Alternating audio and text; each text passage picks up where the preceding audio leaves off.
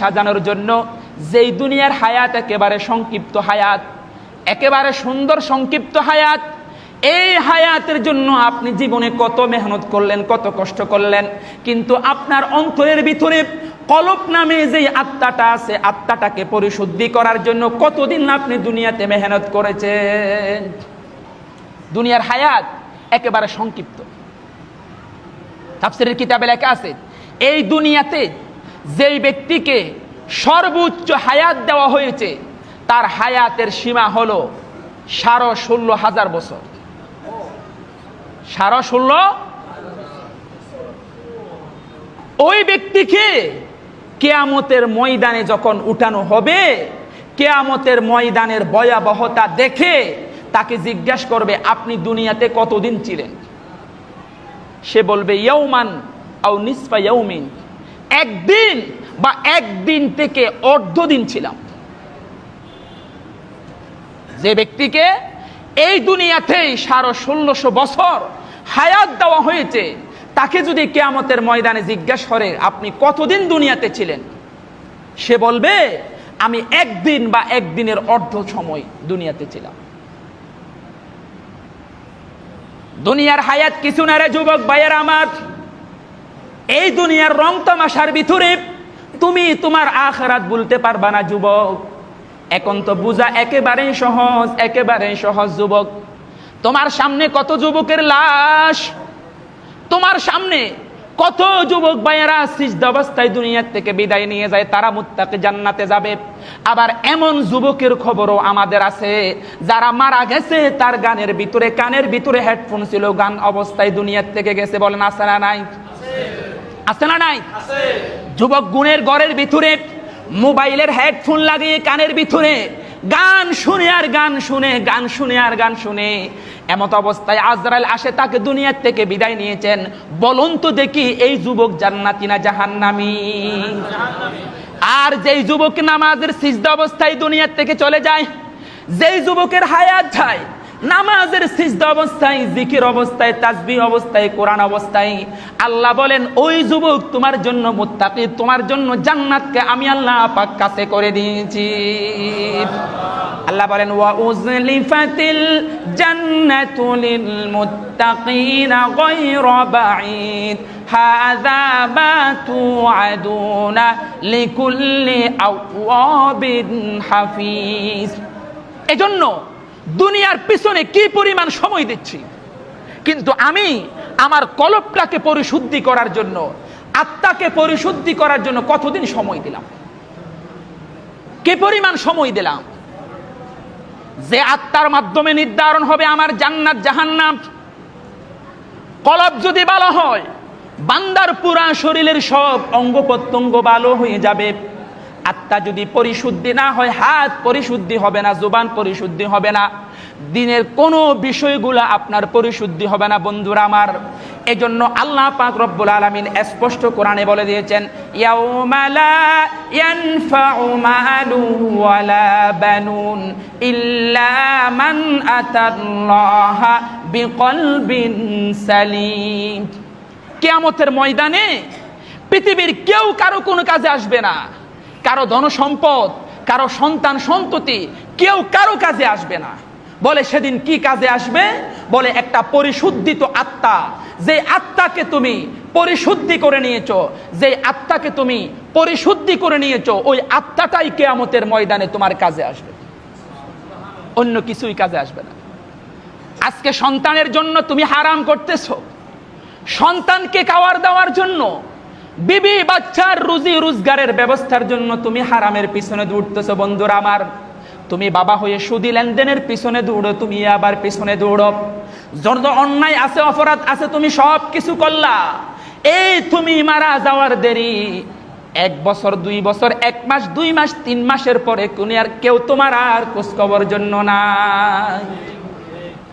আপনিও তো বাবা, আপনিও তো কোনো মানুষের ছেলে। আপনার বাবা মারা গেছে 2 বছর, আপনার বাবা মারা গেছে 2 মাস 3 বছর, আপনার বাবা মারা গেছে কিছুদিন হচ্ছে। বলুন তো দেখি বাবার কথা আপনার কতদিন মনে পড়ে? কয়দিন বাবার কথা আপনার মনে পড়েছে? আপনি আমেরিকা ছিলেন, বাবা আপনার প্রতিদিন খোঁজ খবর নিয়েছে। কিন্তু আপনার বাবা আপনার ঘরের সামনে 3.5 হাত মাটির নিচে আপনার বাবা শুয়ে আছে, শায়িত আছে। একদিনের জন্য আপনি খোঁজ খবর নিতে পারেন না বাবা আপনার কোন অবস্থায় কবরের ভিতরে। আপনি কয়দিন নিচ্ছেন আপনার বাবার খোঁজ খবর? সেম আপনার ব্যাপারও তাই। আপনার সন্তানও সর্বোচ্চ 1-2 মাস আপনাকে স্মরণ করবে, এরপরে আর না। এরপরে আর দুনিয়ার কোন সন্তান বাবার পিছনে সময় দিবে না কিয়ামতের ময়দানে। কিয়ামতের ময়দানে কোনো বাবা সন্তানের পিছনে সময় দিবে না, সন্তানকে চিনবে না, সন্তানকে জানবে না, সন্তানকে পরিচয় দিবে না।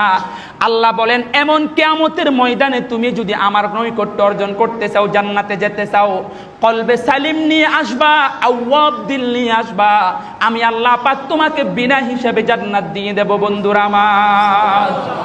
আল্লাহ বলেন ওয়া উজলিফাতিল জান্নাতু লিল মুত্তাকিনা গায়রা বাঈদ হাযা মা তুআদুনা লিকুল্লি আওয়াবিন হাফিজ। আল্লাহ বলেন জান্নাত কাছে, একেবারে নিকটে জান্নাত। 4 গুণে গুণে মুত্তাকির জন্য।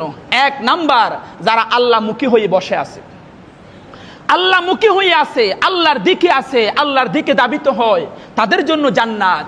যারা হাফিজ, নিজেকে গুনাহ থেকে হেফাজত করবে, আল্লাহর বিধিবিধান সংরক্ষণ করবে, অপরাধ থেকে মুক্ত থাকবে, নিজেকে নিরাপদে রাখবে, এই 4 ব্যাখ্যায় যারা হাফিজ, তাদের জন্য আমি আল্লাহ পাক জান্নাত কাছে করে দিলাম। সুবহানাল্লাহ। নাম্বার 3, মান খশিয়ার রহমান বিল গায়ব, আল্লাহকে না দেখেই যারা ভয় করবে। আল্লাহকে না দেখেই যারা ভয় করবে, এই আল্লাহর ডর, আল্লাহর ভয় পৃথিবীতে সব অপরাধ থেকে মানুষকে মুক্ত রাখার এক মহা ঔষধ। এই জন্য আমাদের চট্টগ্রামের এক বুজুর্গ বলতো, আল্লাহর ডরে ডরো, আল্লাহর বিধান ধরো। এটা আমাদের চট্টগ্রামের ভাষা। আল্লাহকে ভয় করো। আল্লাহর ভয় যদি কোনো মানুষের দিলে চলে আসে, পৃথিবীতে তার থেকে কোনো অপরাধ হতে পারে না। ঠিক, কোন অপরাধ হতে পারে না। আল্লাহর ভয় ছাড়া পৃথিবীর অন্য কোন আইন মানুষকে অপরাধ থেকে মুক্ত করতে পারে না। ঠিক। এজন্য আল্লাহর ওয়ালারা, আল্লাহওয়ালা বুজুর্গরা মানুষের কলবের প্রতি মেহনত করে দুনিয়ার মানুষকে অপরাধ থেকে মুক্ত করার জন্য। অন্য কিছু মানুষকে অপরাধ থেকে মুক্ত করতে পারে না। পৃথিবীর কোন জাগতিক শিক্ষা দুনিয়ার মানুষকে অপরাধ থেকে মুক্ত করতে পারে না। অপরাধ মুক্ত করার একমাত্র মাধ্যম হলো কোরআনের ভয়, আল্লাহর ভয় বান্দাদের দিলে ঢুকাইয়ে দাও। এটি ছাড়া যতই নিয়ম কানুন দেন, যতই আইন কানুন দেন, অপরাধ হবে না, অপরাধ থেকে মুক্ত হবে না। দেখেন না, যত নিয়ম কানুন বাড়ছে, অপরাধ কি কমে না বাড়ে? বলেন, অপরাধ কি কমে না বাড়ে? দিন দিন খুন বাড়তেছে, দিন দিন মাদার গাঞ্জার বেচা কিনা বাড়তেছে, দিন দিন অপরাধ বাড়তেছে। বলে কেন? বলে মানব জাতির দিলের ভিতরে আল্লাহর ভয় নাই। কার ভয় নাই? আল্লাহর ভয় যতক্ষণ মানুষের দিলে আসবে না, ততক্ষণ মানুষ তার আত্মা পরিশুদ্ধিত করতে পারবে না। মান খশিয়ার রহমান বিল গায়ব, না দেখে আল্লাহকে ভয় করা, আল্লাহর ভয়ে নিজের দিলের ভিতরে রাখা, এটির নামেই হলো মুত্তাকি। বলে তারা মুত্তাকি, তাদের জন্য আমি আল্লাহ পাক জান্নাত কাছে করে রেখেছি। সুবহানাল্লাহ। নাম্বার 4, হাদা মা তুআদুনা লিকুল্লি আওয়াবিন হাফিজ মান খশিয়ার রহমান বিল গায়বি ওয়া জাআ বিকলবিন মুনিব। আল্লাহ বলেন এটা কলবে মুনিব, একটা কলবে সালিম নিয়ে, সুস্থ হৃদয় নিয়ে, প্রশান্তি আত্মা নিয়ে, পরিশুদ্ধিত আত্মা নিয়ে যারা আল্লাহর কাছে যাবে, আল্লাহ বলেন তাদেরকে বিনা হিসাবে আমি আল্লাহ পাক জান্নাত দিয়ে দেব। এজন্য ভাইয়েরা আমার, আসুন আত্মাকে পরিশুদ্ধিত করি, কলবকে পরিশুদ্ধিত করি। কোন ব্যক্তির কলব যদি পরিশুদ্ধি হয়, পুরা শরীর সব কিছু পরিশুদ্ধি হবে। দেখেন না, এই যে মুসল্লি আসছে, 30 থেকে 40% মুসল্লিদের মাথায় টুপি নাই। দেখেন, সবাই দেখেন, যারা টুপি পড়ছেন তারা সবাই দেখেন, যারা মাথায় টুপি আছে দেখেন না, দেখেন আপনি টুপি আছে? এই যারা টুপিওয়ালা তারা বলো টুপি আছে? বলেন দেখেন কেন? অথচ দেখেন তার পকেটে নিম্নমান থেকে নিম্নমানের 20 থেকে 10,000 টাকার দামি মোবাইল তার পকেটে আছে। বলেন আছে কিনা? তার পকেটে টাকা আছে, সব কিছু আছে, এরপরেও 10 টাকা দামের একটা টুপি সে কিনতে পারে না। একটা টুপি সে কিনতে, কারণ দিলে আল্লাহর ভয় নাই। তো দিলে আল্লাহ, এটা আমরা চোখ ছরমে আসছে মুসল্লি, এমনি মুসল্লি আসছে। বলতে পারেন হুজুর টুপি ছাড়া কি নামাজ হবে না? টুপি ছাড়া নামাজ হবে, মুহাম্মাদুর রাসূলুল্লাহর নামাজ না। জোরে বলেন, টুপি ছাড়া নামাজ হবে, এই নামাজ আল্লাহর দরবারে গ্রহণযোগ্য হবে না। মুহাম্মাদুর রাসূলুল্লাহর রঙে রঙিন ছাড়া কোন আমল আল্লাহ গ্রহণ করেন না। জোরে বলেন, সাহাবায়ে কেরামের নমুনা ছাড়া, এদের বেশভূষা ছাড়া এই দুনিয়ার ভিতরে যেই কোনো জিনিস গ্রহণ করার জন্য একটা সিল লাগে। আপনি সরকারি উচ্চ পর্যায়ে কোন একটা দরখাস্ত নিয়ে যাবেন, সরকারি উচ্চ পর্যায়ের কোন একটা সিল লাগে কিনা? বলেন সিগনেচার লাগে কিনা?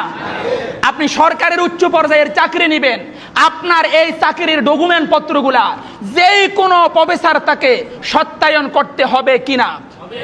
জোরে বলেন। আল্লাহ কিয়ামতের ময়দানে বলবে মুহাম্মাদুর রাসূলুল্লাহর সিল সপ্পর ছাড়া কোনো আমল গ্রহণযোগ্য হবে না। জোরে বলেন। সাহাবায়ে কেরামের সত্যের মাপকাঠি, সাহাবায়ে কেরামের সিল সপ্পর ছাড়া কোনো আমল আল্লাহর দরবারে গ্রহণযোগ্য হবে না। জোরে বলেন। আপনি কি পরিমাণ মুসলমান, আপনি কোন রঙের মুসলমান, আজ রাতে ঘুমানোর সময় নিজেকে প্রশ্ন করবা যুবক। মুহাম্মাদুর রাসূলুল্লাহর সিল সপ্পর ছাড়া কিয়ামতের ময়দানে কোন আমল যদি গ্রহণযোগ্য না হয়, দেখাক মুহাম্মাদুর রাসূলুল্লাহ টুপি ছাড়া কোন দিন নামাজ পড়েছে? বলক। কিয়ামতের ময়দানে সাহাবায়ে কেরামের সিল সপ্পর ছাড়া যদি আমল গ্রহণযোগ্য না হয়, দেখাক সাহাবায়ে কেরামরা কোন দিন টুপি ছাড়া নামাজ পড়েছে। জুমার সালাতে তুমি আসলা, 10 টাকা দামের টুপি তোমার নাই মিয়া মুসলমান। তুমি কি মুসলমান? আজকে মসজিদে তুমি চিন্তা করে যাও। মহান আল্লাহ পাক রব্বুল আলামিন মুত্তাকিদের 4 গুণে গুণী হয়ে মুহাম্মাদুর রাসূলুল্লাহর সিল সপ্পরওয়ালা সুন্নতি লেবাস নিজের শরীরে দিয়ে দুনিয়া থেকে যাওয়ার তৌফিক দান করো। যারা সুন্নত পড়ে নাই 4 রাকাত সুন্নত পড়ে নেই।